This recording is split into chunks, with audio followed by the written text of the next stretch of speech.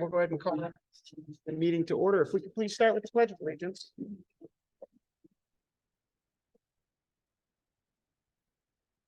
I pledge allegiance to the flag of the United States of America and to the republic for which it stands, one nation, under God, indivisible, with liberty and justice for all.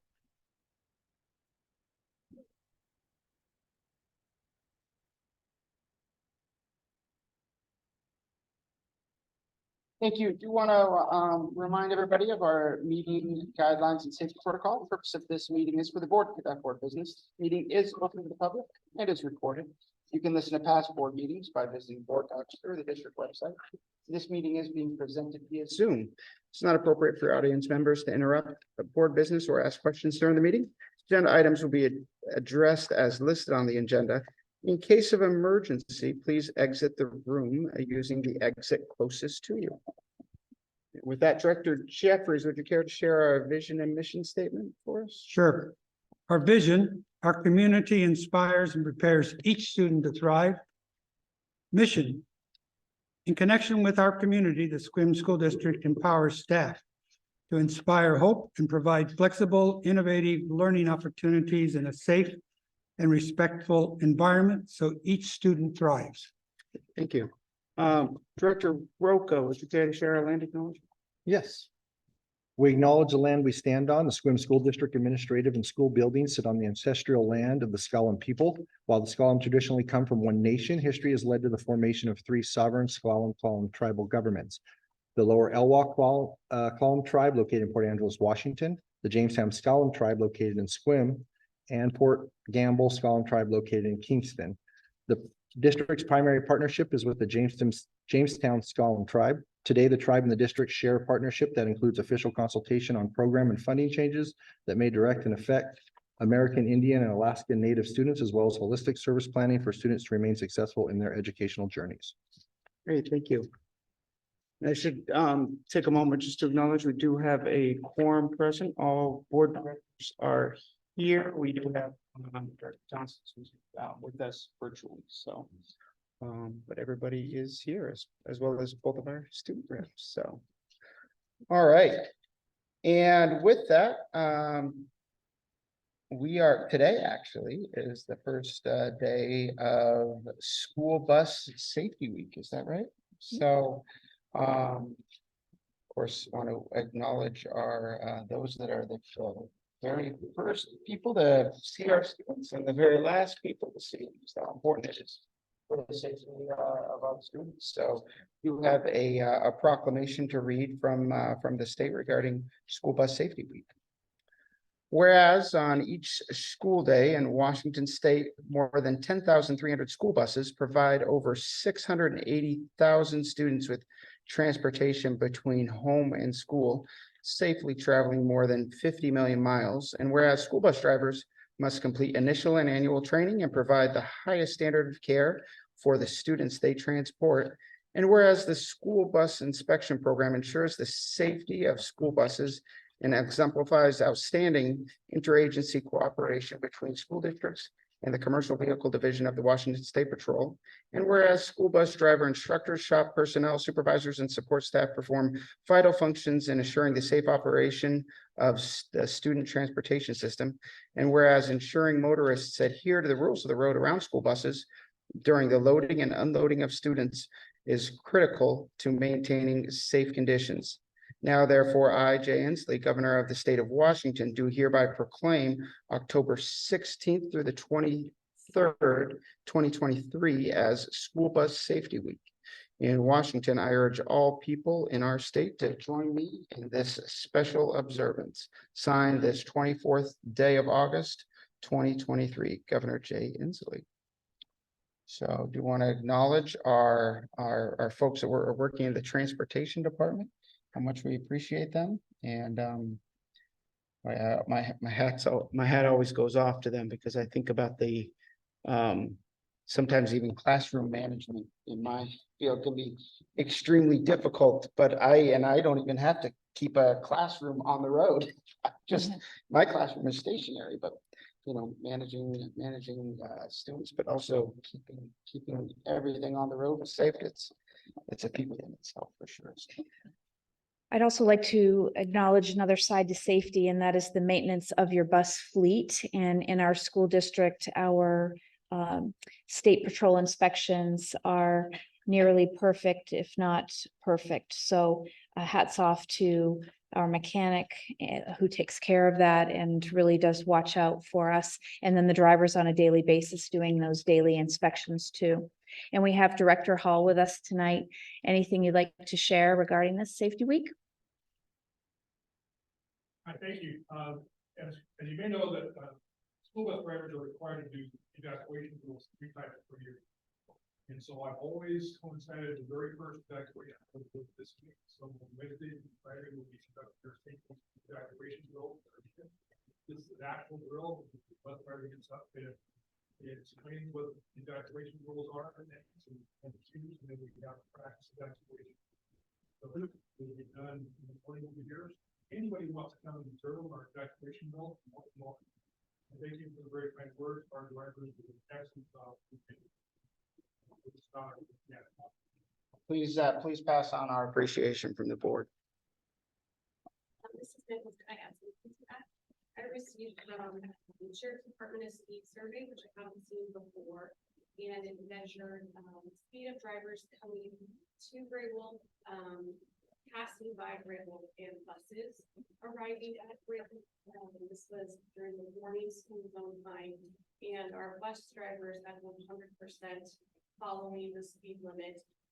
No other group was even close. That information, we appreciate that. Obviously, it was a great model. Thank you. Nice. All right. With that, we're gonna move on to our, we have both the approval of minutes, approval of agenda, and approval of consent agenda. Do want to just make a couple of notes. I'm gonna request that we add on to the agenda that was published one additional item, just consideration of a couple of draft items that were received from the city council that also are related to education. So I would like to just have us review that as the last agenda item. So we'll be adding that to the agenda. And we are going to also want to acknowledge what we approved, just the consent agenda where we have donations in there, and I'm sure all of you have gotten a chance to take a look. There's quite a few items in there that come from different organizations, and just prior to the approval, I just feel it's important to call out how important our partners are in the community. Extremely important. So want to thank them for that. And also, a small note on our agenda, reports to the board. Our capital projects report will be it shows Chris in there, but it's actually going to be presented by Mike Santos. So yeah, so with those adjustments, any objection to the approval of minutes, agenda, and consent agenda? All right, hearing none, we'll consider those approved.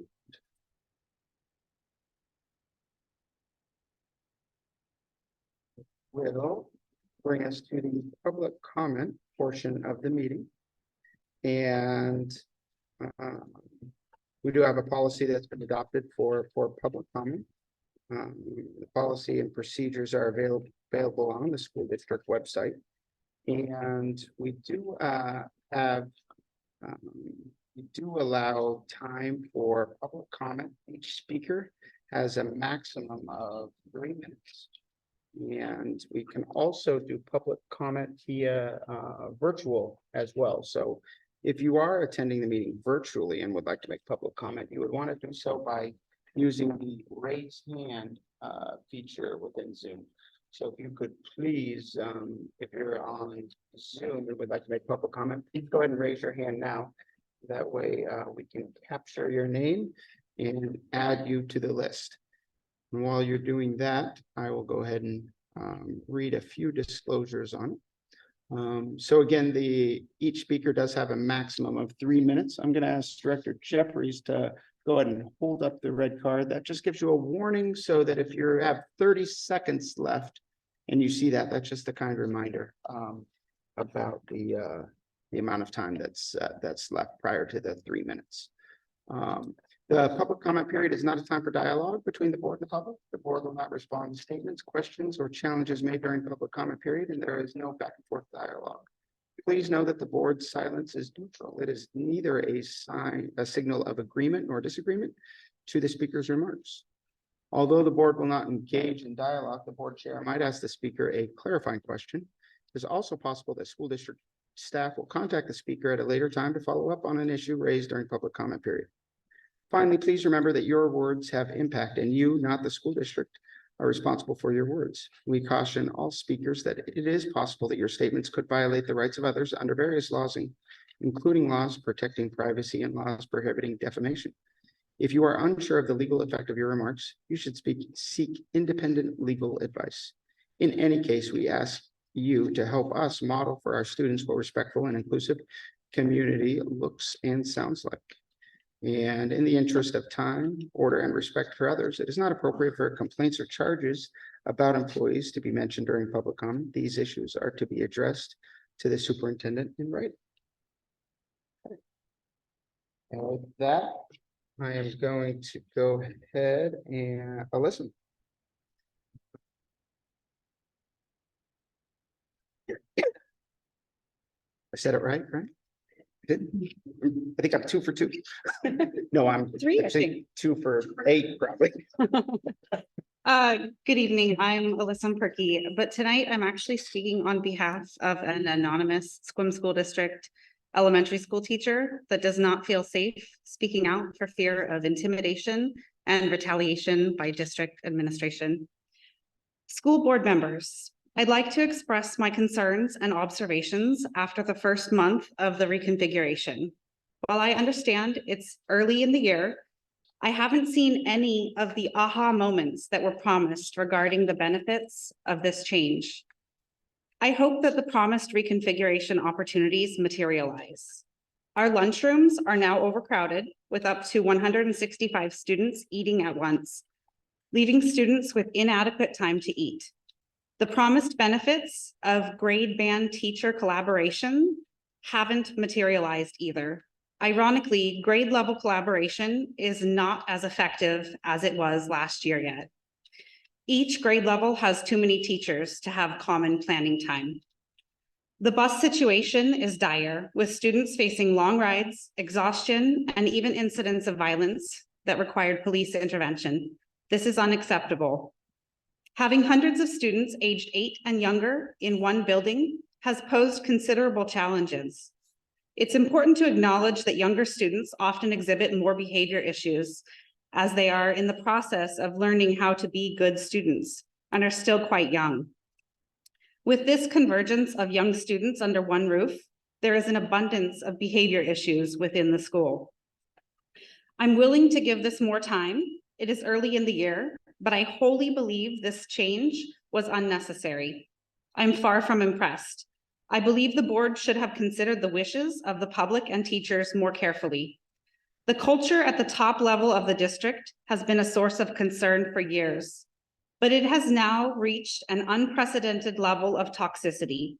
The widespread mistrust of the assistant superintendent, and most school board members has reached an all-time high, and it is impacting the very core of our elementary educational community.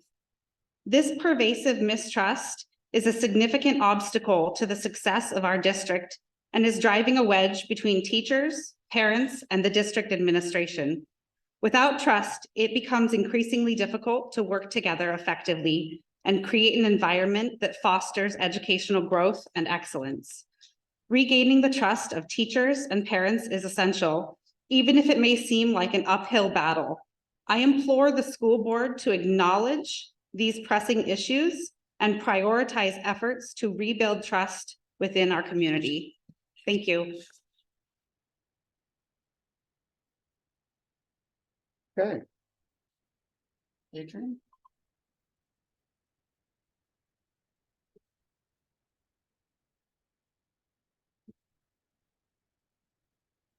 Good evening, board members. I don't actually have much to say tonight.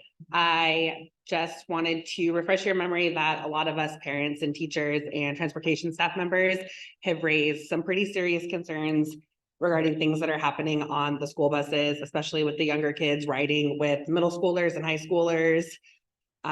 It's causing delays in the kids coming home because they're frequently having to pull over and address things that are happening. There's not enough staff on the bus, extra helpers, parents, volunteers, anything. And we're hoping that you're still considering looking into a 2-bell system. At the last meeting, I was on vacation, so I was only able to listen in via Zoom. I don't remember hearing anything about transportation being addressed then, and I didn't see anything on the agenda for tonight. So I'm hoping that you guys are working diligently to come up with a solution to these concerns. And that's all. Thank you.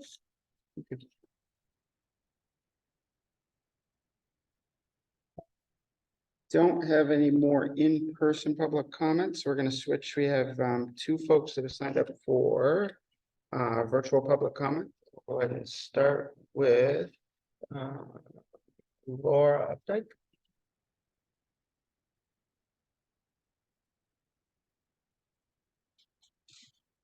Can you hear me? Can you hear me? Just a moment, Laura. Okay.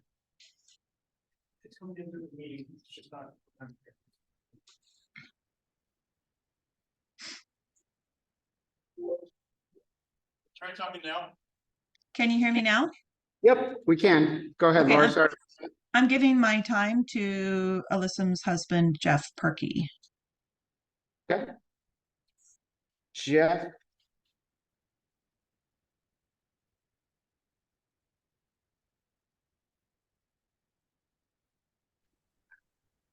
Hello, my name is Jeff. Can you guys hear me? Yep. Go ahead, Jeff. Okay, there's just a message on my screen. I'm speaking to you tonight because I'm frustrated about the environment in our schools. Many kids don't feel safe at school or on the buses because of the frequent physical and emotional abuse coming from other students. Our district claims to have zero tolerance of bullying. See policy 3207, section 3000. But the reality is that bullying is widespread in our schools, and many times teachers and administrators seem to ignore it because they are unable or unwilling to address it. A girl at school told my daughter and one of her friends, "You better not tell on me because I will go home and my mom has a gun." A school employee called the girl's mom and asked if there were guns in the house. The mom said no. The police were not contacted. There was no proof that they didn't have access to a gun. I have also been told that teachers need proof of an incident before a discussion can begin. Obviously, bullies do most of their bullying when adults aren't looking.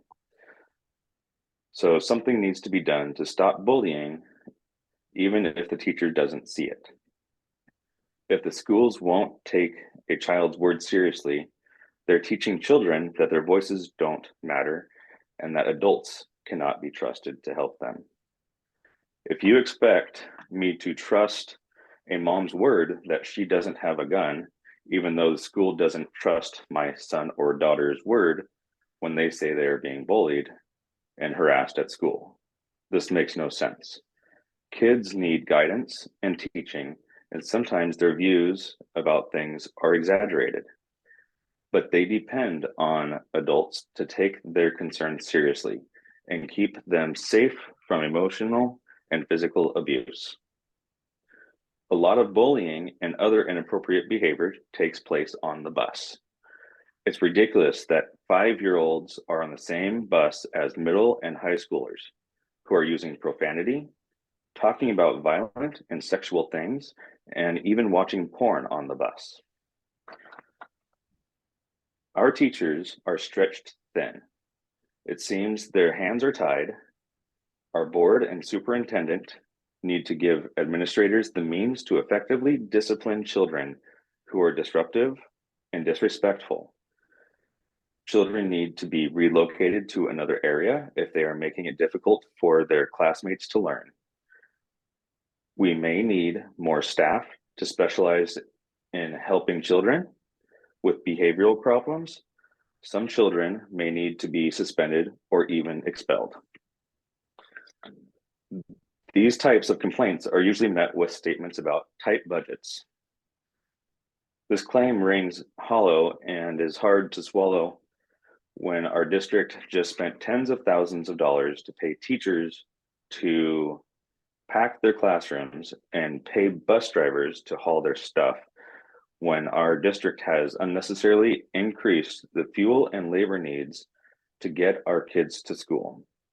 And when our superintendent is paid around $250,000 per year, which is much higher than the Port Angeles School District superintendent's salary, even though we have less schools and less students than the Port Angeles School District. I have been told that the school districts can actually run without a superintendent. Maybe we should take her salary and hire more staff to assist in the classroom and on the buses. The focus of our school board and superintendent is not where it should be, and your unwillingness to listen to parents is frustrating and saddening. If you would survey parents and teachers, you would learn that bullying and exposure to inappropriate behavior and materials is one of the highest, probably the highest concern among parents in this district. Please listen to us. For any parents or teachers listening who wish to share their experiences and opinions, but do want to remain anonymous, my wife, Alyssa Murphy, can be reached through a private Facebook message. She is willing to speak anonymously for teachers, staff, including bus drivers, about loss of employment, harassment, or intimidation from the superintendent or the board as a result of their comments. Your opinions matter and deserve to be heard. Thank you. Thank you. All right. And that is all we have for public comment.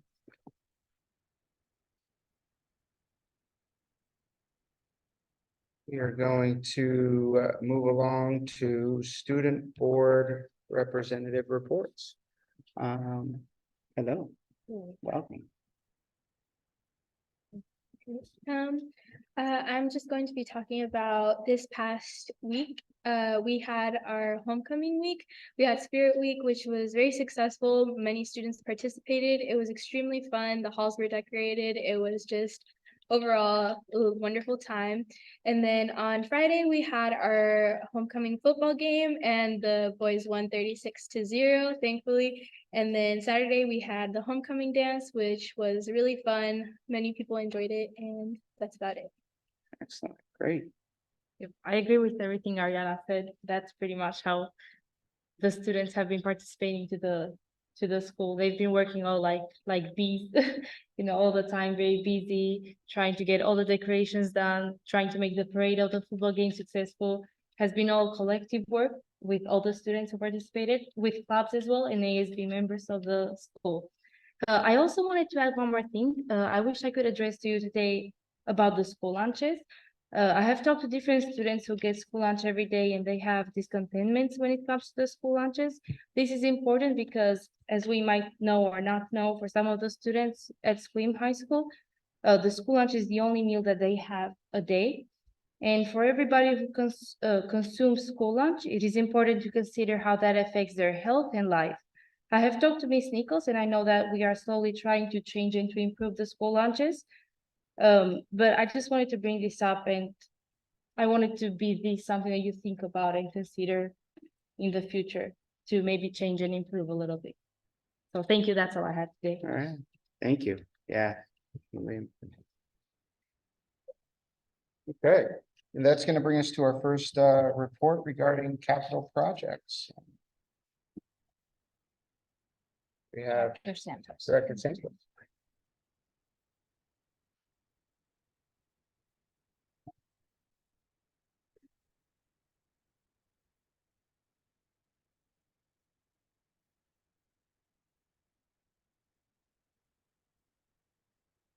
Good afternoon to the board and to the student council members. Mike Sanis, Director of Facilities for the district. I wanted to report on a couple of project movements that we've had here lately. First of all, most importantly, the pads, the end pads and the gym are complete. So that's a big moment for us, actually. It's another major milestone in that particular project. The next thing is to occur is end of the month, bleacher rebuild. That'll be the last activity on this project. So we anticipate that by the end of the month, the gym floor resurfacing project will be 100% complete. On the OPA HVAC install, we decided to de-scope the work to remove the building management system.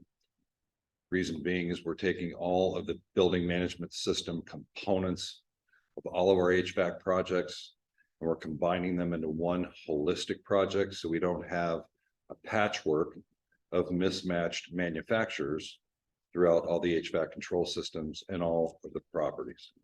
So that project was de-scoped, and by saying that, I'm saying that the bids that we are to receive should be significantly smaller. The sidewalk is complete and that RFP is on the street now. We anticipate receiving bids by around the 25th of this month. The Sequim High School HVAC 100% drawings are complete. They've been reviewed. We've got a final walkthrough and page turn on that design in a couple of weeks. When that is complete, it will also go on the street. We've removed the BMS from that project as well, as a reminder. We also trimmed the mechanical warranty from 5 years to 2 years on these projects in order to save approximately $9,000 per year in bid cost. Industry standard on mechanical warranties is 2 years. 5 years is extraneous. We're well past the period of early equipment failure at the 2-year period. So we felt it prudent for the district to reduce that warranty period to 2 years. And that's full warranty, by the way, labor and parts for all the material that's gone in and all the workmanship associated with the work.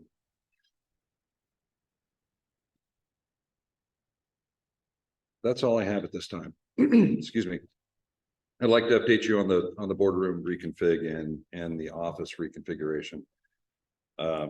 We've awarded it, but I can't really go into it yet because I haven't confirmed whether the contractors received that notification or not. But at any rate, we are past the protest period and the award has been decided. Are there any questions? That's all I have at this time. Sir. Okay. Very well. Thank you. All right, thank you.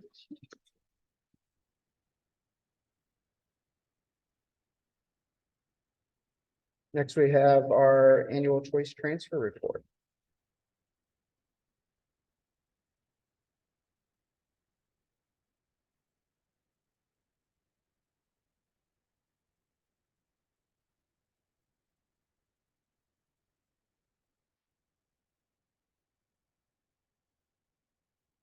Thank you, Ms. Tracy.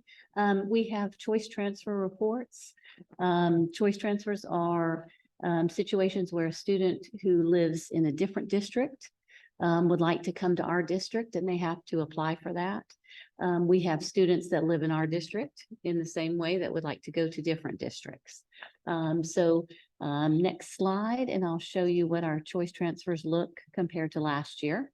As you can see, students that are choicing out, a total of 134 this year, 164 last year.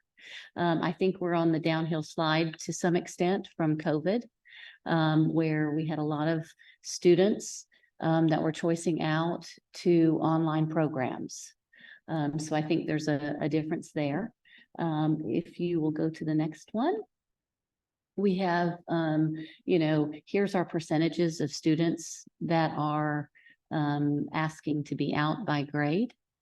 We have a lot of, I have noticed a lot of kindergartners, parents choosing not to bring their kids in because they want to do more of a homeschool and a home learning. So that's really popular at this point. And by law, they do not have to have their children in school until the age of 8.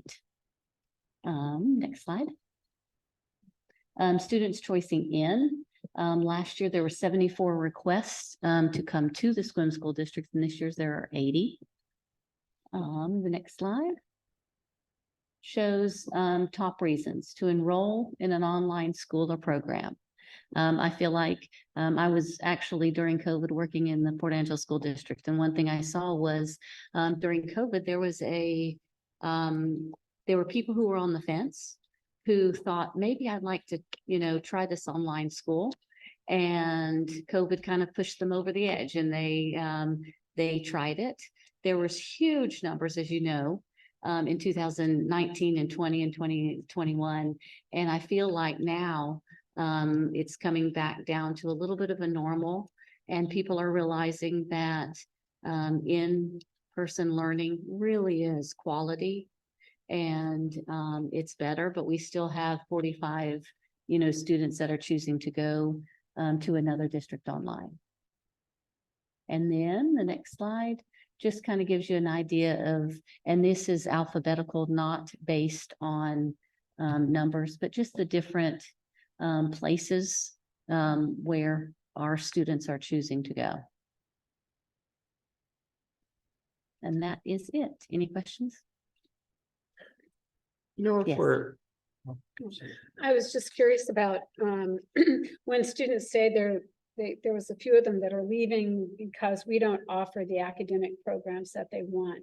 Do we have any sense of what those programs are? So some people will go to Home Connections, which is Crescent School District, and it's more like OPA. It's more of a situation where the parent might be a little bit more involved in the schooling of the student.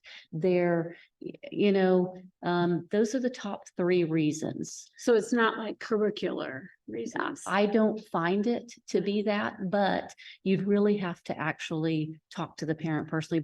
But from what the choices that they're choosing, it's a lot of it is Crescent and their Home Connection. I see. So thank you.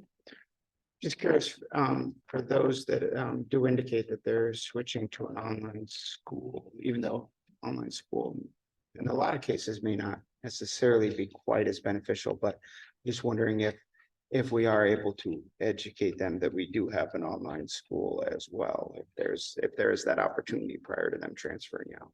Well, there's always that opportunity. I know that we are pretty full for DVS. And I know I was a part in Port Angeles of contacting every single home person that was choosing an online school. Sure. To try to come to Seaview. There are a lot, what I'm seeing is there are a lot of people who have moved into this area that were with Washington Virtual Academy already. So some of it is they have already been with this online school and they're staying with it. Because if you look at the homeschool, if you look at the choice transfers, some of these kids have never ever been enrolled in our school district at all. So, and we do have we have military families, we have the Coast Guard. So sometimes, and not all of them by any means, but sometimes Coast Guard families will choose to stick with one program because they know they're moving frequently. But that's not all of our online programs. But, we could, I know that for me, it was really wonderful to call those families and to say, hey, we've got, this great program. And it's a situation where you can come in anytime you want, if you want to meet with the teacher. So I think there can be work in that area. I think some of them they like the program. Yeah. That they're in, so. One thing I think to note is because I think we offer regarding Seaview, we offer the same, our platform is the same as CVU, and I don't Ingenuity, feel a yeah. little bit in conflict here, but if somebody's comfortable with that, we can at CVU transition to Buzz, which I believe is the same program we use, so if it's whether they're comfortable or not, that might be something for them to also be aware of. Of course, the big advantage is if they're here In person. and they live here, then they can either, maybe do some other programs here, Yeah. that type of thing, And they can take their algebra class on, in person Yeah. and do some of DVS. There's a lot, that's what's Sure. wonderful about online is you can still have certain classes that you remain at DVS and we have quite a lot of students that go to DVS and the high school. Mhm. Or DVS, OPA and the high school, all three. So I feel like our program is great in the sense that they are very open to making sure that the student is where they need to be for that particular class. If someone is really struggling in math, an online class is not necessarily the best. An in-person class is better, but let's say they don't want to do all of their classes online. So I feel like Sequim has great opportunities to help each student learn in the best way they can. Sure. So. Great. Thank you. Any other questions? All right, thank you so much. You're welcome. All right. 8.03 district performance report. Director Donaldson.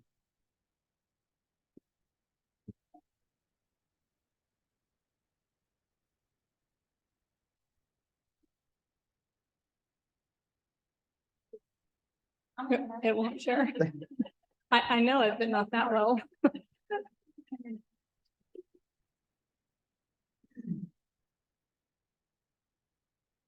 All right, so tonight I'd like to share information about district performance. This will be a segue into our school improvement plans that will take place later in the month.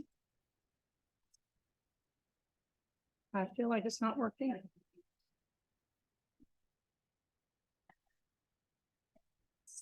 Okay, so I mentioned last year, I'll mention again this year, it's not just numbers, it's a story. And so when we look at data, we'll look at data from a 10,000 foot view, the state and district data. We'll look at it from a 1,000 foot view, and that might be state and building data, individual buildings. We'll look at class range data, and then we'll look at special populations. I don't think this is the newest slide deck. Okay, so there might be some changes because it's actually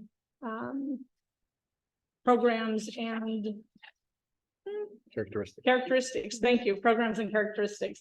So we'll go through and I'll try and catch any discrepancies as we have them. First, we'd like to look at ELA. So that's English and language arts within the district.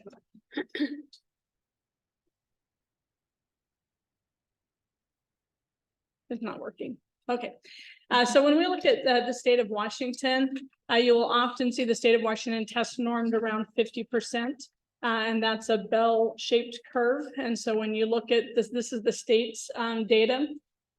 You'll see that other than 10th grade ELA, it's very common to be around the 50% marker. When we look at Sequim data, you'll see in some areas we're well above the state, and some areas we're very close to the state, and then in a few areas we're below the state as far as performance in English language arts. What we like to look at is data over time. And so when you look at, for instance, this information, the state in third grade was at 47% 2 years ago, 47.7% this year. And when you look at Sequim data from 2 years ago, 44 up to 61. And so it's important to look at how Sequim does against Sequim and how third grade instruction bears up with third grade instruction, and not get fixated on one way to look at the data. Now, this is a big improvement in third grade. We have different areas where there is not, where there may be a 3-point gain at the state level, but a almost 2-point fall at our level. So again, we're looking at instructional set at a grade level as we look at data, wanting to improve how we align our curriculum by grade level, and then how our classes compare to one another.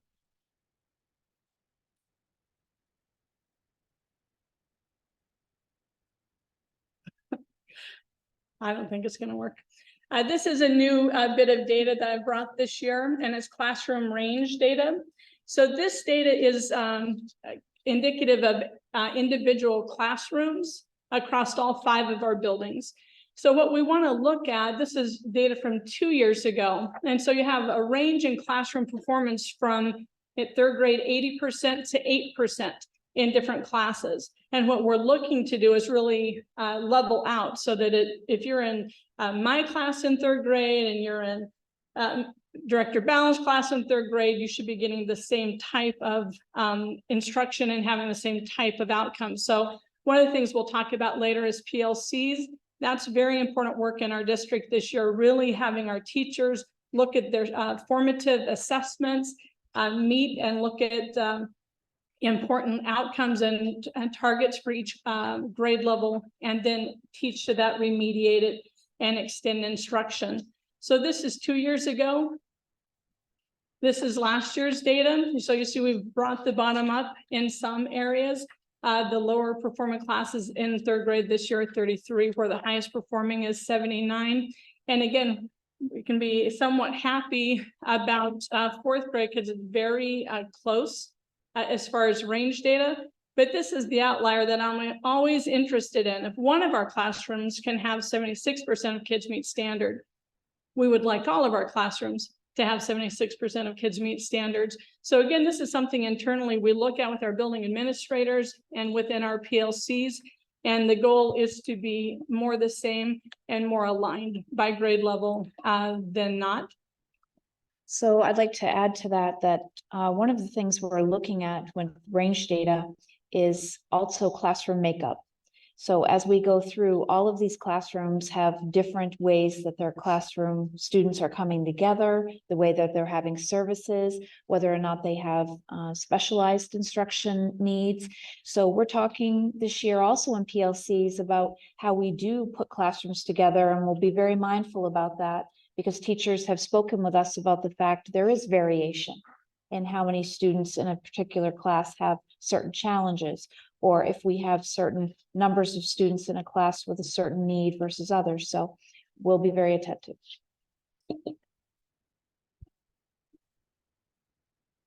So when we look at our middle school, I looked at middle school a little differently because in many cases there are only 1 or 2 teachers at a grade band or 3 at a grade band. So we put our middle school classrooms together. So these are 6th, 7th, and 8th grade scores in the area of language arts and the high school.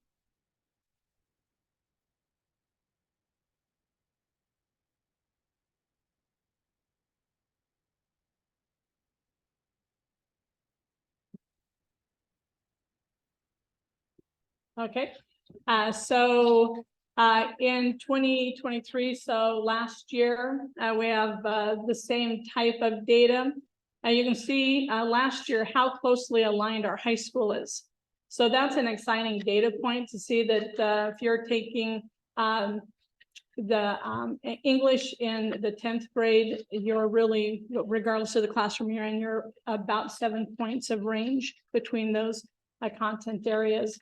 And so when we talk to principals at the end of the month, they may have some reasoning for this. Again, to Superintendent Nichols' point, when we do look at these ranges, some teachers have a section of algebra and 2 sections of grade level math that can move the class average up. And so I did not intend to necessarily pull this data last year, and so did not pull extrapolated data from teachers. And I'll do a better job this year of really trying to identify what we want to look at moving forward. So that's the data we have. This is new data programs and characteristics. So you'll see that we have indicators for all students. Students with disabilities, students without disabilities, Hispanic, Latino students, 2 or more races, American Indian, Black, African American. And so when you look at the 2 characteristics of American Indian and Black African American, there aren't enough students to share the information without it being without you being able to perhaps identify some students. So we did not want to do that. We will have information specific to our buildings, school improvement plans around many of these areas, and just want to pull that information out and share it with you. When we look at data, we want to look at great data, but we also, the reason we look at data is to improve our programs, improve our instruction, and to be more intentional about how we serve our kids. So this is why we share data such as this. I just wanted to look at gender as an area, and it's fairly unremarkable. There is a difference at the 10th grade at the high school. That's the most significant difference, but in many areas, there's really almost no difference between, and particularly in ELA, often you think that girls are more successful in while writing, boys are more successful in math, and we don't see those large swings in our data. So that is a great data point to look at. We want to look at mathematics.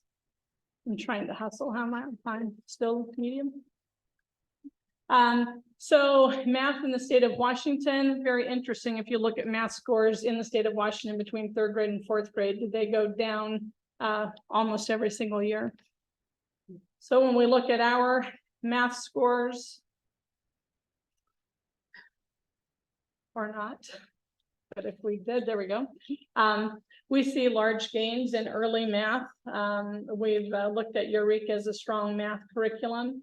We're in the 2nd year of Carnegie Math at the middle school, and the 3rd or 4th year, I think maybe the 4th year of Carnegie Math at the high school.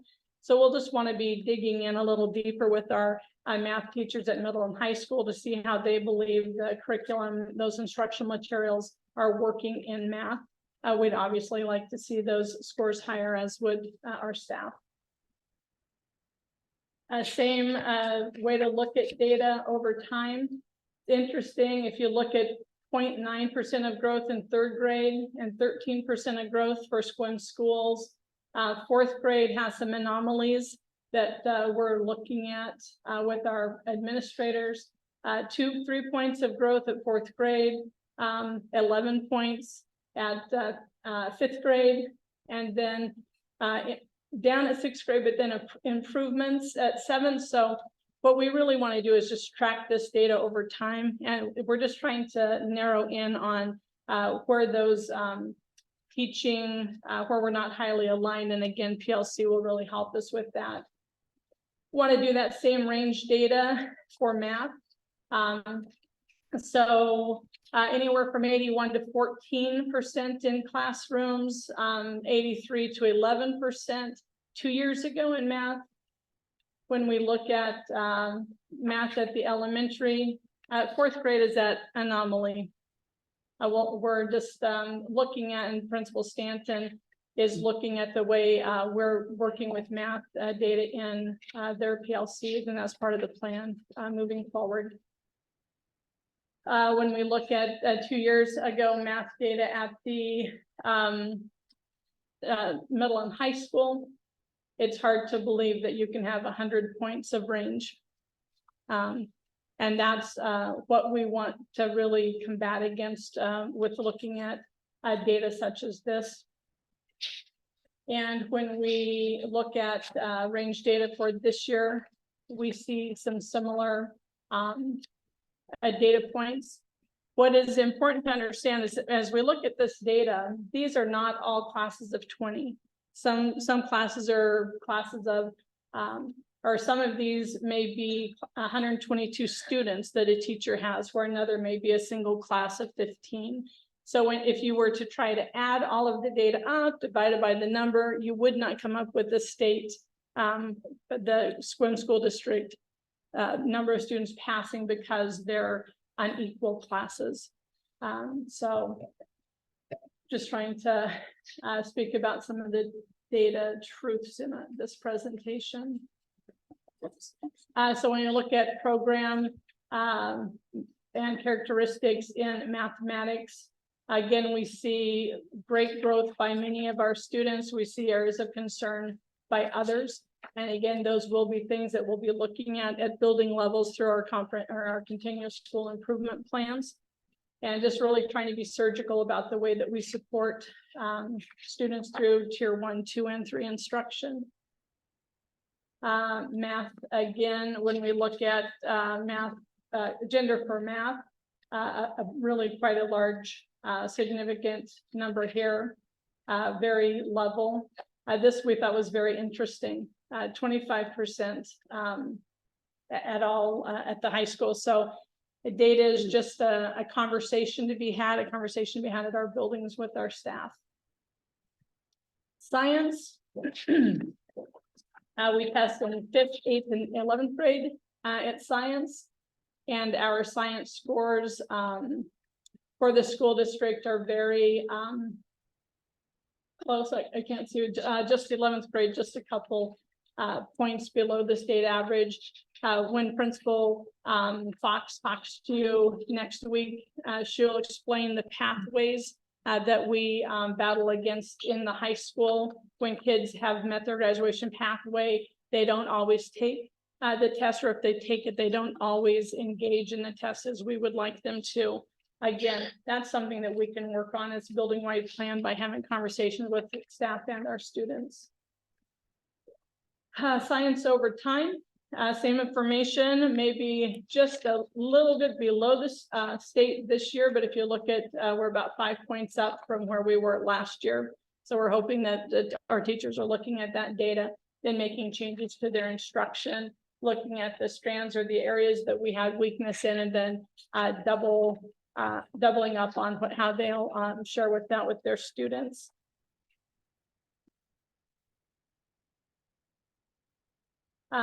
We also, you'll see in school improvement plans, you'll see attendance information and behavior goals. Attendance is very interesting. This is a kind of a weird goal, weird slide to try and explain, but these are annual percentages of students at the Sequim School District who have attendance at or above 90%. So the important number about 90% is we have 180 days in our school calendar. That's 18 days. The state identifies chronic absenteeism as 2 days a month or more. So 9 times 2 is 18. So when we have students who miss 2 or more days a month at school-wide, I just can't see that number, 56% of kids in the Sequim School District meet this 90% attendance range. So when you look at the number of minutes that are missed by students' learning opportunities, we look at absences through excused full day absences, excused partial day, unexcused full day, and unexcused partial day absences. When you look at this, about 53,420 hours, that's not the total, 371,617 hours of learning missed last year by kids in our district. So we certainly see the connection between being at school, receiving instruction, and how we can be successful on end-of-year assessments. So this is really something we want to look at. Superintendent Nichols has been talking to administrators since August when we first met, really around this area of attendance. Kathy Borm, our attendance truancy liaison, is working at each of the buildings to try to bring attention to attendance and the importance of being in schools. She's worked with our principals. And so it's a direct area that we're looking at to try and improve student outcomes. So I'd like to add something there. When we talk about SQUIM and its improvements, and we talk about classroom range data, teachers are at a loss when students aren't in the seats to receive what they are creating. So the power of PLCs, of course, is the collaboration and the improvement of the instruction, but students need to be there in order to receive it. So I think this push for us about attendance, we've been trying to share information, help people understand the different ways that we can be of support. We need to continue to do so. And SQUIM is not unique. This is an epidemic across the nation, But we really did take our data from last year and break it down for you this way so you can see the impact. It's quite substantial. When we look at student behavior goals, we want to look at building-based behavior goals, developmentally focused behavior goals, and focus on behaviors that elicit engagement and learning. And so again, each of our buildings will have a student behavior goals as part of their continuous improvement plans for you. Again, I'm a strong proponent of tier 1 instruction, that instruction that all students get. Tier 2 is a double dose of instruction, or tier 3 services might be a triple dose. We're looking at things and they're building district initiatives, inclusionary practices, UDL, making a curricula, I can't think of the word, making it attainable to all students. Are looking at our pedagogy as far as our instructional materials and how well they're aligned to state standards. Differentiation, we have Win Time at Gray Wolf, looking at PLCs to really help teacher practices be data-driven. Curriculum, we have highly aligned curriculum. We need to teach that curriculum with fidelity. If we teach a highly aligned curriculum, if we teach about half of it, we would expect to have scores at about 50%, right? So it's not just having highly aligned curriculum, it's making sure that our instruction is that curriculum is taught the way it was designed to be taught. Increasing student engagement, that's becoming kind of since COVID, that's a big issue. You'll hear teachers talking about kids not engaging in the lesson. Equitable instruction, and again, we're looking at PLCs for that. Adult efficacy, just trying to have targeted professional development. We have an instructional coach that goes out and works with teachers, particularly new to the district, make sure there are high expectations in all classrooms, and really focusing on engaging our parents and bringing them into the schools more often to build those connections between school and home. School culture, we have de-escalation skills at both of our elementary schools, quiet spaces in each classrooms, including the middle school has some quiet spaces. Restorative practices are in play at the middle school and high school. Trauma-informed practices, and then looking at our transitions next year, moving between our buildings to really try and see, and we're looking, well, I've had some thoughts about surveying students who are new to 6th grade and say, what did you feel like you were well prepared for in 5th grade, and what were you not as well prepared for? Trying to bring student voice in to see how we can transition better between our buildings. And then our continuous improvement plan presentations will be presented by our building administrators. They'll have data-driven goals to strengthen tier 1 instruction. And again, those goals will be in the areas of math, English, attendance, and behavior. And I believe that is it. So I'm happy to answer questions if you have them. And if you don't have questions, I know our administrators will be happy to field your questions when they present their CSIPs. I think I have 2 questions. One, I'm just curious with the student behavior goals, and I know this gets a little bit challenging because anytime you're dealing with discipline, and sometimes there's confidentiality to protect around a student, and which is incredibly important. Yeah, but just from a data perspective, do we ever look at like data as it relates, maybe not expulsions if that ever is a case, or a suspension, but more office referrals or room clears or anything that would actually show data on the impacts of student behavior at all? I didn't know that you'd see that as part of a school improvement plan. Certainly, I think it's data we can probably pull at some level for you if you'd like to see that. Okay. Some of the more quantitative data is easier because it's archived in our school management system. The feel of a building, the feel of a classroom is harder to quantify. And you may have different teachers who see this as part of what a 5-year-old does.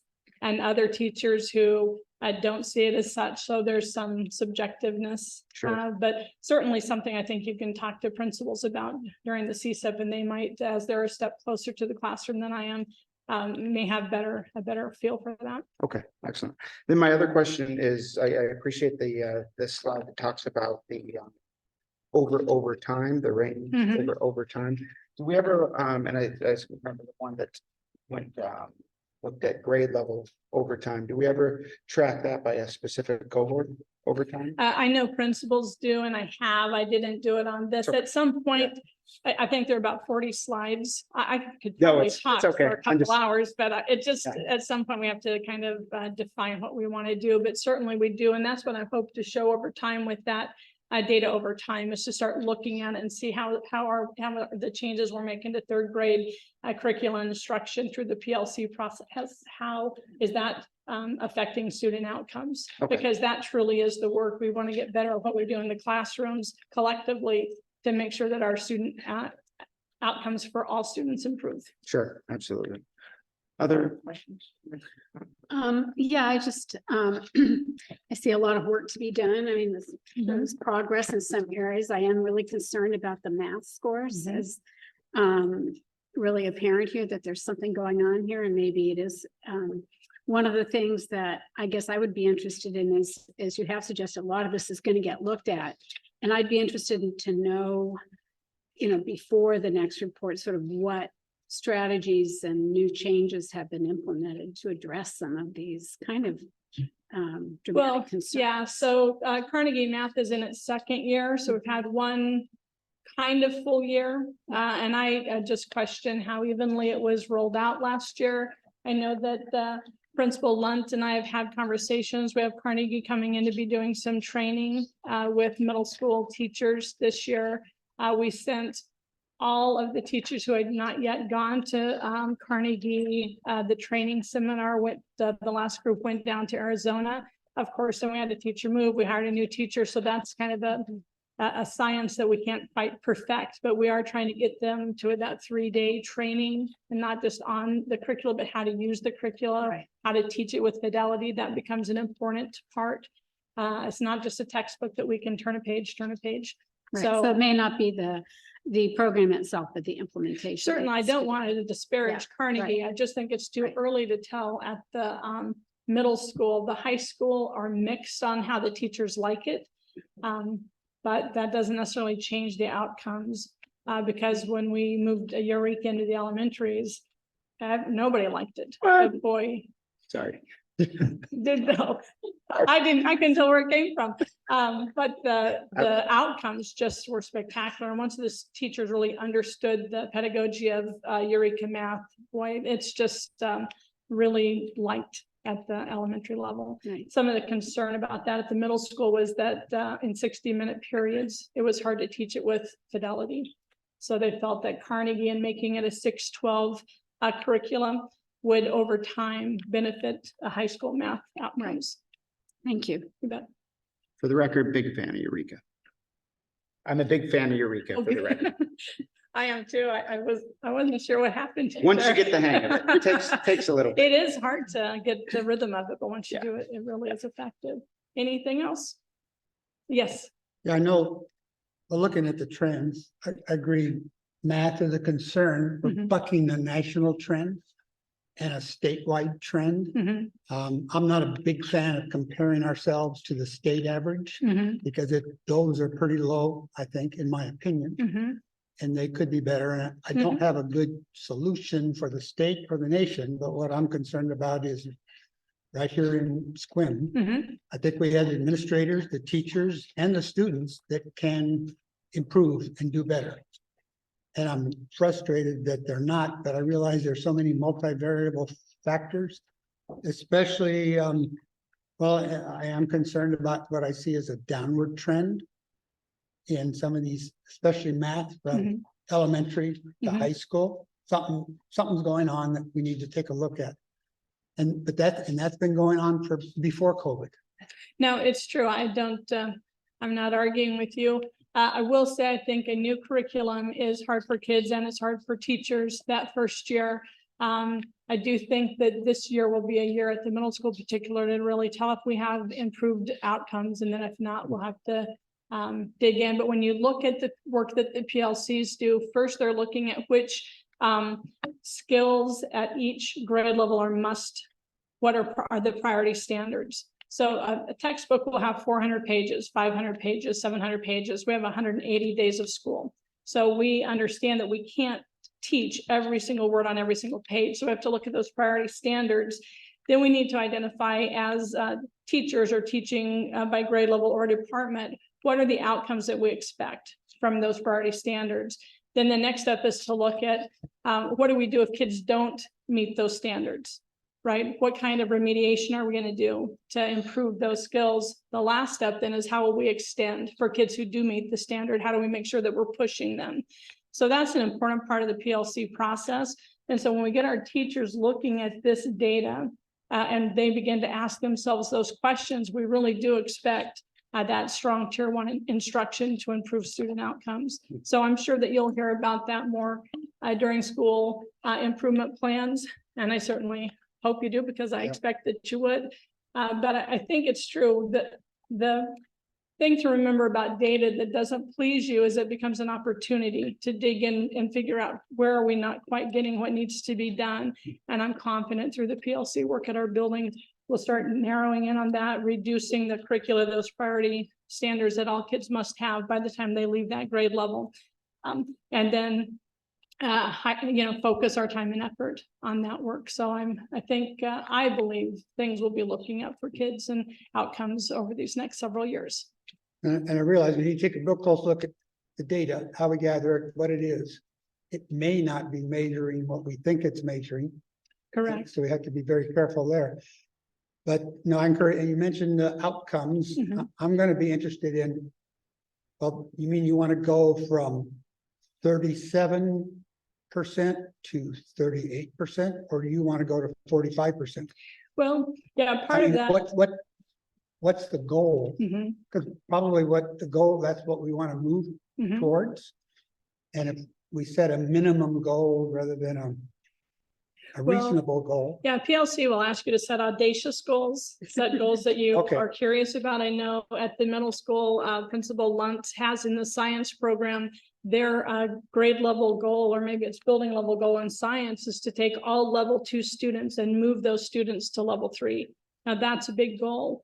And it's a goal when they're targeting that data and working toward those outcomes. That'll be exciting to see what our science scores at the middle school look like next year. I have a lot of belief in her and her team. So, but that is the exciting part of the work we're doing right now, is really trying to get all of the work and momentum and expertise of our staff moving in the same direction and focused on the same issues. I think that's going to be a important thing to do.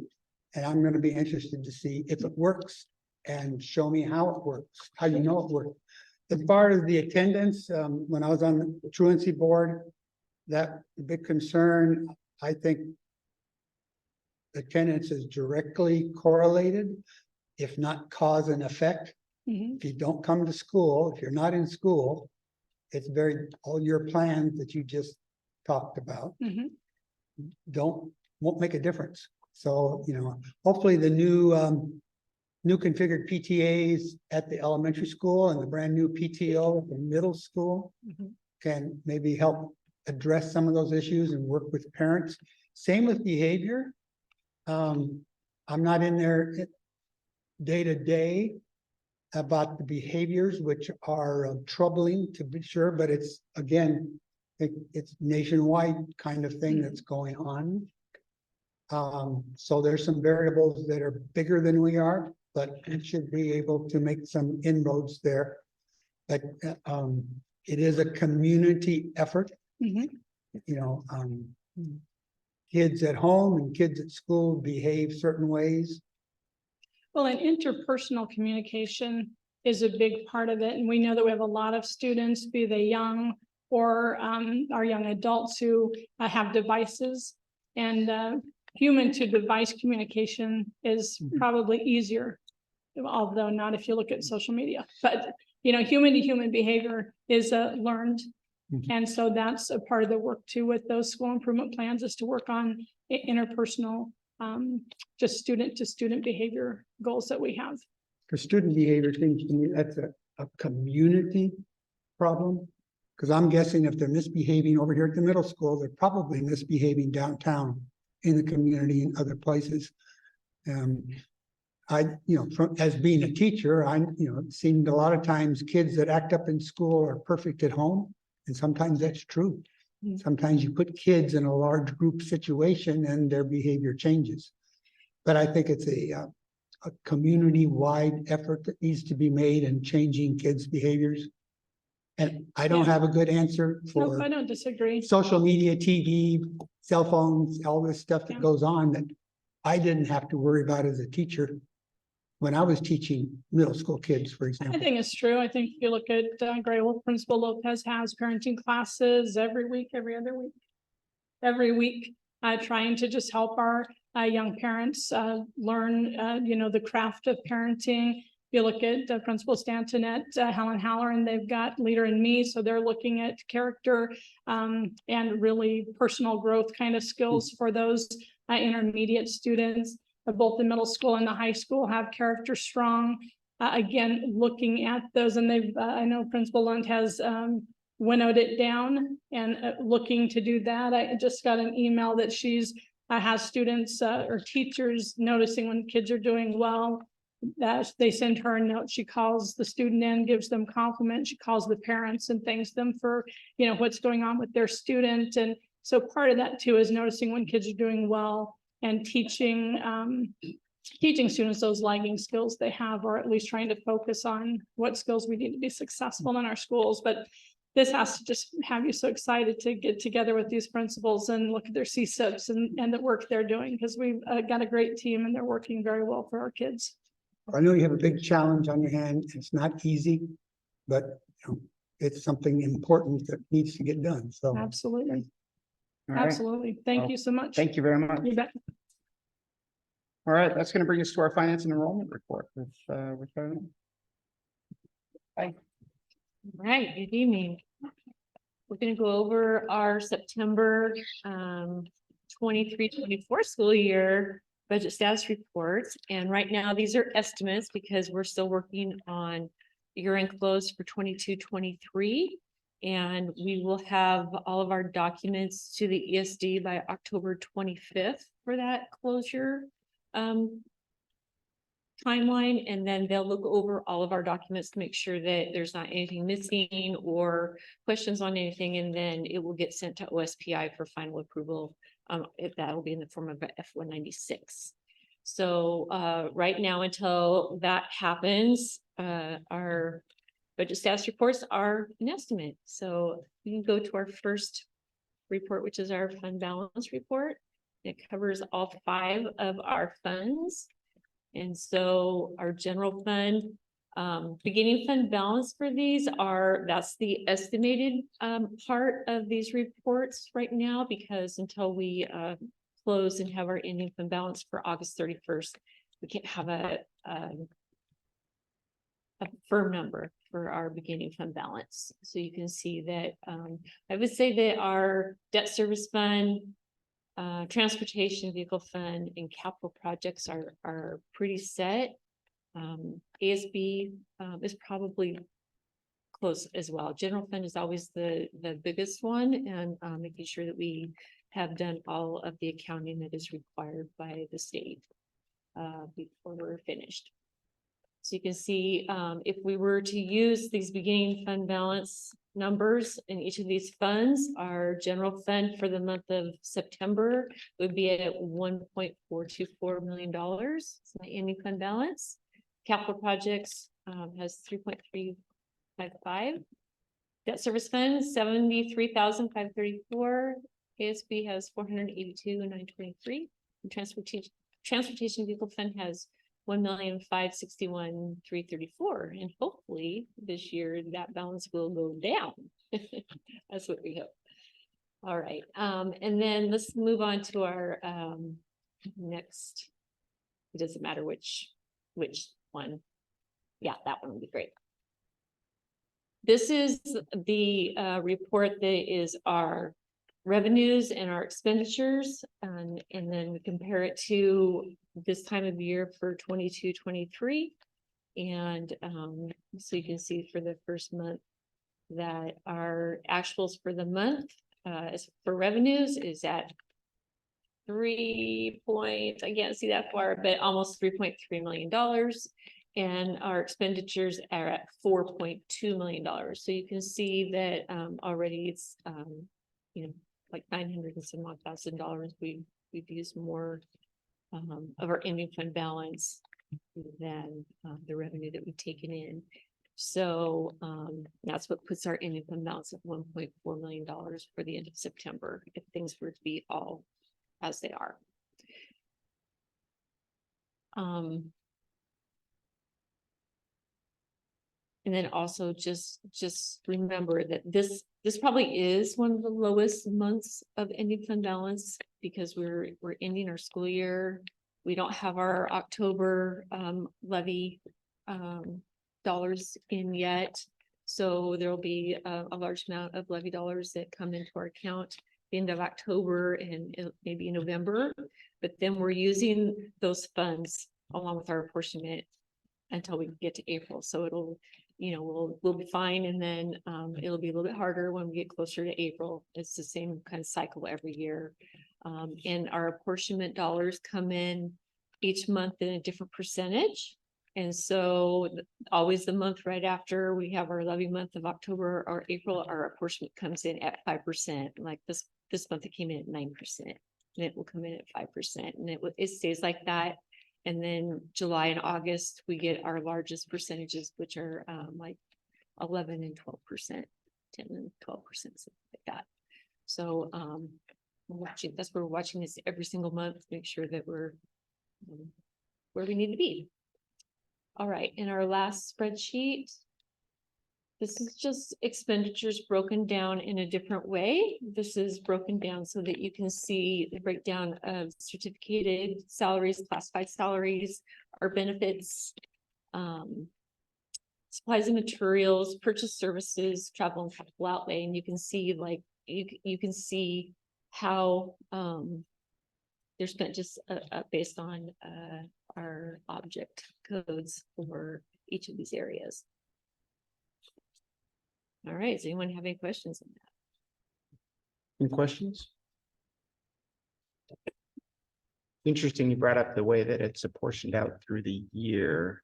I learned something interesting a couple weeks ago. I had assumed that was something that was done by the legislator, but I guess it's something actually done at OSPI or that office that set the policy. So it's not hard in statute per se. So it makes me kind of wonder, is that something that could ever be moved or adjusted so it's more even? I think they do that, like it makes sense that your apportionment would be, the percentage would be less after everyone receives their levy dollars in October and April. That makes sense. But I don't know if you remember, but I've lived through where you might not get some of your apportionment dollars. Some of those are frozen because they don't have the funds to give, and so then larger at the end of the year when they're able to get those dollars. So I've been through that where you might not get your apportionment dollars that you're depending on. So The whole I think save they've it like for- fixed it. So the whole save a big chunk for July and August is the one that really kind of bothers me. I but- think that think it is helpful for ending fund balance at the end of August because we're trying to pay every single invoice that comes in and every single timesheet that there is, and so it's just that last effort to get everything taken care of by August 31st. So I wonder if sometimes that has a little bit to do with it, because we're just we're not only paying things that we've already promised to pay for, that we've already received, but also then those consumables that are the startup. We're an accrual district, but if we receive things by August 31st, we're beholden to pay for them in that school year unless we want to do accruals on that as well. It's a little bit more difficult. We'd rather not do that. But yeah, there's a lot of different ways to do some things, but just depends on how much work we want to Yeah. put into accruals. Thank you. Okay. All right. Gonna bring us to 9.01, our superintendent report.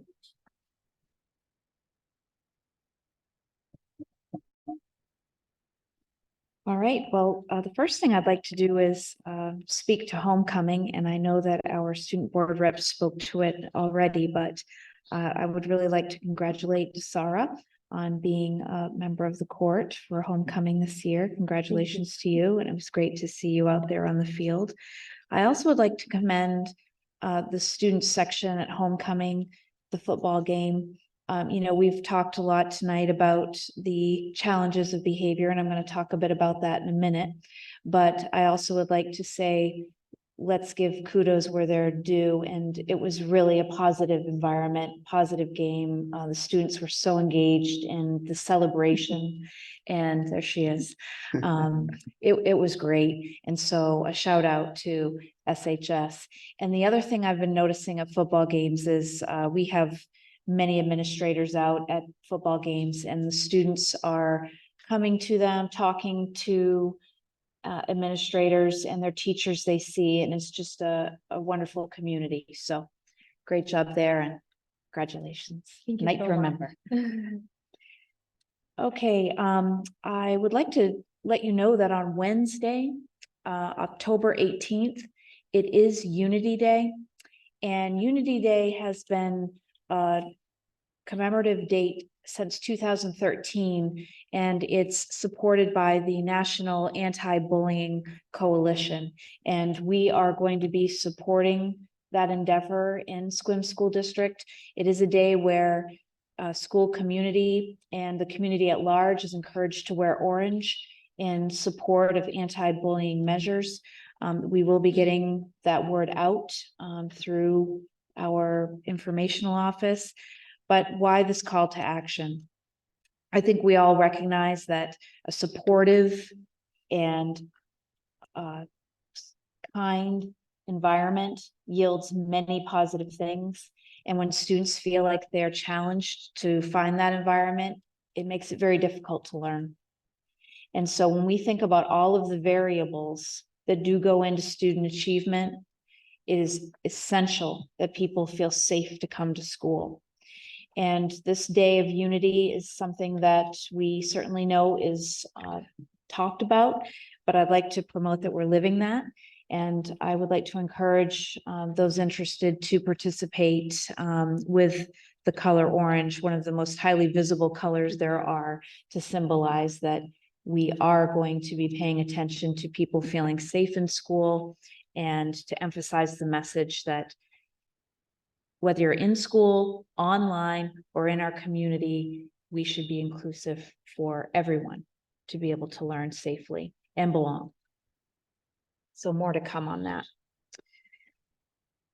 I'd also like to let you know that we do have the School Bus Safety Week that was proclaimed at the top of the meeting. And we also sent a team to the school safety kickoff from the ESD. And I would like to thank Sequim Police Department, because we had a team at our table for Sequim where Deputy Chief Mike Hill and our student resource officer, Kyle Russer, were in attendance with us. And that was a very interesting morning. We talked a lot about some of the more serious threats that schools are facing across the nation, and how we can partner together to be sure we're well-trained, well-versed in appropriate protocols, and the newest research that's coming out of some of the unfortunate acts of violence against schools. So I would like to just share that I couldn't ask for a better partner for our school district than Sequim Police, and we really do appreciate them coming out with us for that effort. Inclement weather could be coming. I did notice today we had a lot of leaves down, and so the cold weather will come soon. I'd like families to know that we will be putting out notices around our inclement weather protocols. So those will be the snow days, that we call. And both Directors Santos and Director Hall at the Transportation Office will work with me to make those calls each morning. And we want everyone to know what the protocol is. And we're looking for Friday, the 20th to be the date that we send that out. So people should be looking for that and hopefully keep it on their fridge so they know how that will go. I have a special request that's come to the superintendent's office to utilize our football field from a local business.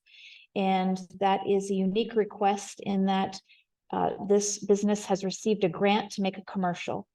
And they would like to feature our school district stadium in the commercial and potentially also feature students and maybe a staff or two. So we are meeting with them this week, and I just wanted the board to know that policies 4237 about advertising and promotions, along with use of school facilities, policy and procedure are going to be followed in this. But from my review, I think this could be a pretty exciting opportunity, win-win for both the commercial venture and for the school district and students. So more to come there. Lastly, I would like to let you know that CTE advisory meeting was sponsored and facilitated by Director Flater last week. Representative Steve Theringer was able to attend, and not just attended the meeting, he took almost an hour to go on a full tour of our facilities here. And I sincerely appreciate that time. And also all of the teachers of CTE who came to the task force meeting, because we were able to reiterate the importance of us continuing to pursue the CTE Center of Excellence. The growth of our CTE is wonderful. I think Representative Theringer was quite impressed with the programming that we're not currently just doing, but have grown and intend to do in the next iterations of the strategic plan. So well done, Director Flater, and thank you to our representative for helping us advocate. And then last but not least, I'm going to pass out something special. I was invited to Mrs. Bullard's kindergarten class, and they were doing a study of lots of different things from royalty to apples in the fall. And so they presented me with a cookbook, and it was created by the kindergarten families and first grade. And I was hoping I could make you something from it, but maybe another meeting, you'll see that. Here you go, and you can take a peek. And I'll tell you, the visit was just a highlight of my day. So it was a great time. Okay. All right. That's all I have. Any questions for?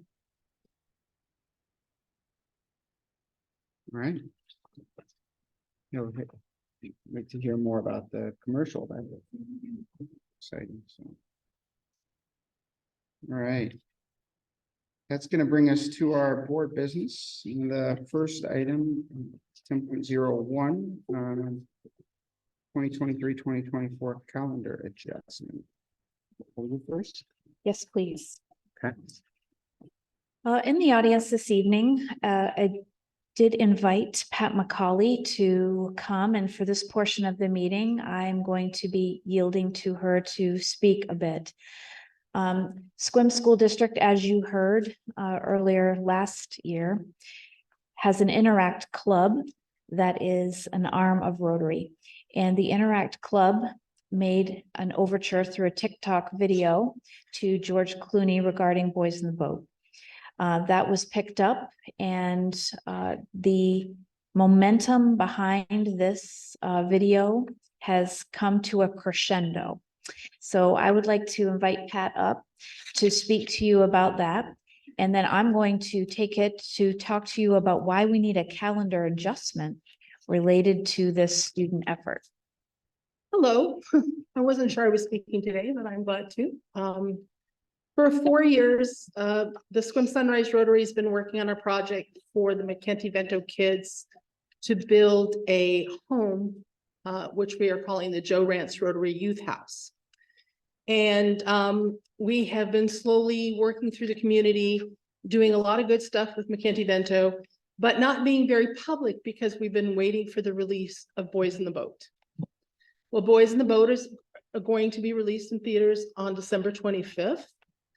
And MGM has agreed to show it in the Sequim High School on December 8th.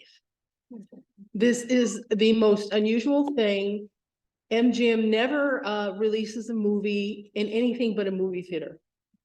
And so convincing them that the high school was a good location, that was what the kids wanted. That's what the TikTok video did. And George Clooney wants all the TikTok kids here. So Danica Chen is coming back from London for the movie. Yes, she is. Found out today. And all the other kids will be coming back, and there'll be 60 or 80 Interact kids along with McKenty Vento kids in the audience. So December 8th is the date. The tentative time is 5 p.m. And so there has been a lot of planning with the city, the police department, public works, and the school district, Mike, and the superintendent, to try to make this work and be as least intrusive as possible on the school. But I can't tell you how wonderfully visible the school is going to be. What this is going to do for Sequim High School and the, you know, it's all about Sequim High School. And that's why George Clooney wants to do it here. It's about high school. It's about our town being supportive of a homeless kid, and that we are doing that for more and want to keep helping the homeless kids in our community, all of them. And especially this project is for the unaccompanied high school kids. And that's what the Joe Rance House is for, is to find a place so that kids can go to high school and graduate just like anybody else. And so that's basically the project. That's why we're doing it. And hopefully you all will agree with Carol, the superintendent's presentation of what she wants to do. Anybody have any questions? It's very exciting. And I have to tell you, a little starstruck, you know, to think that even with the actors strike, it seems like George is going to be here. At least we think so. There's a chance maybe not, because the strike won't be over. But if the strike is over, not only will he be here, but so will the entire cast. So that's where we're at right now. And again, rapidly moving forward, we have 6 weeks from now is December 8th. And working with a movie studio is not an easy, quick task. So thank you. Thank you, Pat. So why I'm coming to the school board with a calendar adjustment is that with a 5 p.m. showing, we have the responsibility, along with the police department, public works and so forth, to clear our campus so that this event can be prepared for. And such an event, we've spoken directly with MGM. We have Mike Santos attending weekly meetings with the city of Sequim and all of the entities that need to be involved. And we recognize that it's imperative that we have the ability to clear spaces, set up perimeters, label parking. You can imagine all that comes with it. So I'm here to propose that on Friday, December 8th, which is scheduled for a full school day, we believe that we can do all that needs to be done if we have an early release. An early release day on December 8th is something that we need to apply for. I cannot apply for that early release unless the board has passed a resolution that you do indeed support it. The things that you need to know about that decision are the following. We are required to provide a minimum number of school days to students, 180 days. We currently have a waiver to have 178 days because we provide 2 days of parent-teacher conferences that are coming right up, by the way, October 31st and November 1st. Be ready to schedule. Already done. Okay, good. We also have to provide a minimum number of hours of instruction, and that target number is 1,027 hours of instruction. You need 1,000 hours for students kindergarten through 8, 1,080 hours for high school students. So we need to be able to show the state and demonstrate that this half day will not preclude our students from receiving that. The good news for you is that we've done the math, and what we see is that we will still exceed the 1,080 requirement for high school students. We will well exceed the 1,000 hours for K-8 students and meet the average of 1,027 by a mile. So we do have to look at things though. For instance, because we have late start Mondays, you have to make sure you are accounting for all of those times that an hour of instruction is lost. So we've taken that into consideration. I would like to propose that the board entertain making calendar adjustment for a half day on Friday, December 8th. Okay. I move we make a calendar adjustment to a half day on December 8th. Thank you. Do we have a second? A second? Any discussion? What's the likelihood the state will say no? If I have Pat McCauley on the phone call with me, they'll absolutely agree.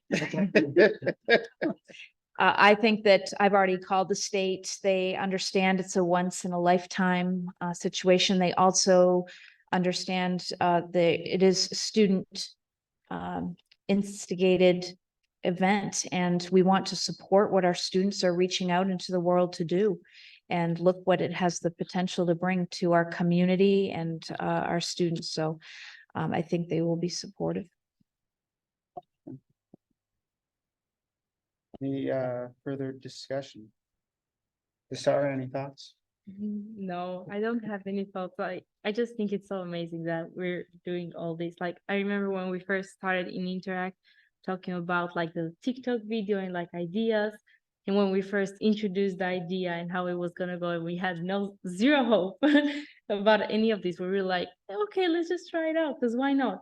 And then it turned out to be very successful. In just very limited time, we reached a very high number of views on TikTok and of likes and shares. And so I think it's just amazing and unbelievable how we've gotten this far. All right. We have a motion in a second. Any further discussion? All right. All those in favor, please signify by saying aye. Aye. Aye. Oh, sorry, advisory vote? Oh, sure. Aye. Okay. Do we have Pat still on with us? Yes, aye. I thank you, Pat. All right, motion is approved, unanimous. So the next step will be that I will complete the application. I will be coming to Chair Pickens to make sure that we have signature on the application, and we should know if it's filed by the 5th of November, we should know back by November 10th. Okay.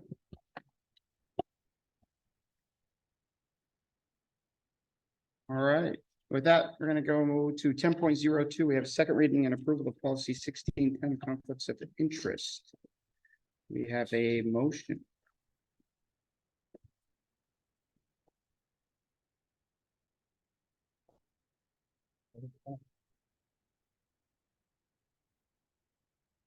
I so move.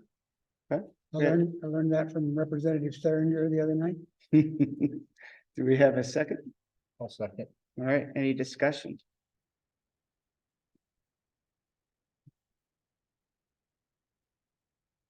Desire, do you have an advisory vote? Aye. All right, all those in favor, please signify by saying aye. Aye. Aye.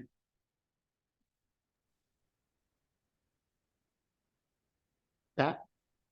Oh, aye. Thank you. All right, motion approved. Sorry, maybe she was waiting for me to say opposed. No, just kidding. All right, that's going to bring us to second reading and approval of policy 4040, public access to district records. Do we have a motion? I so move. Okay. Second. Discussion? Sarah, advisory vote? Aye. All right, all those in favor, please signify by saying aye. Aye. Aye. Aye. Aye.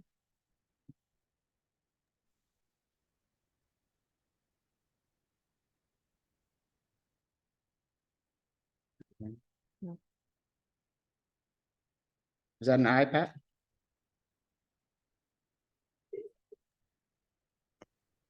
I'm having to do this on my phone, so Is that an aye? yeah, yes, it is. All right, thank you. All right, Sorry. motion passes. 10.0, sorry, I lost my place here. 10.04, so we're on. Approval of policy 5161, civility in the workplace. Do we have a motion?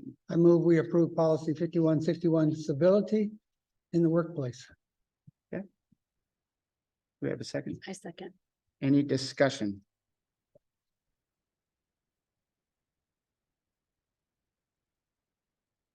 Sarah, advisory vote? Aye. All those in favor, please signify by saying aye. Aye. Aye. Aye. Motion passes.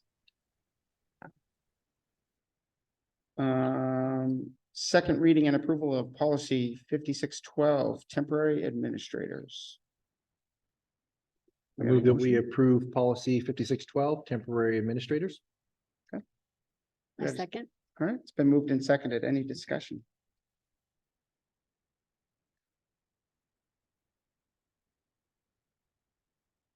Sarah? Aye. All right, all those in favor, please signify by saying aye. Aye. Aye. Aye. All right. And that's gonna bring us to 10.06 item we added. So I was contacted by the deputy mayor of Sequim, Counselor Janice. And they are working towards approving a legislative agenda. And there were two items that he's proposing that directly related to schools.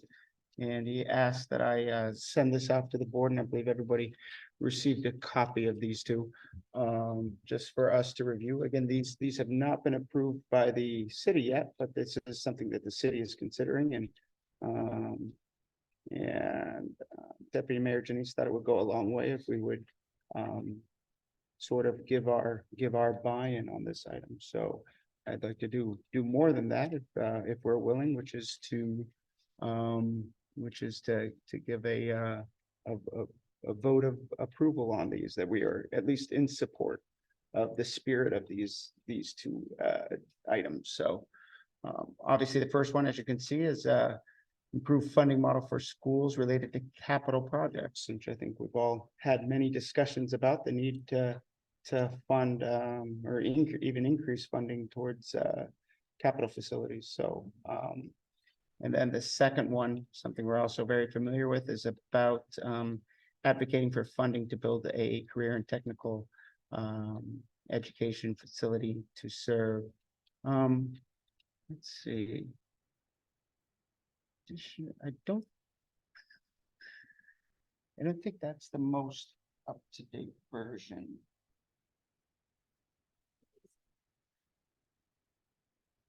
I think there was one that was emailed out. Pull up.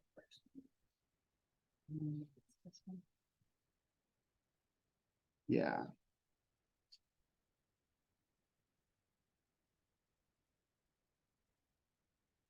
So it reads to the Sequim School District. It's just a shortened version. I don't know if we can drop that one. I think it is Oh, the same one. No, it is the same It one. is It's the just, same one. I apologize. It's just funny with that font. Yeah, yeah. Okay. That is the correct one. Yes, sorry about that. My apologies. But about the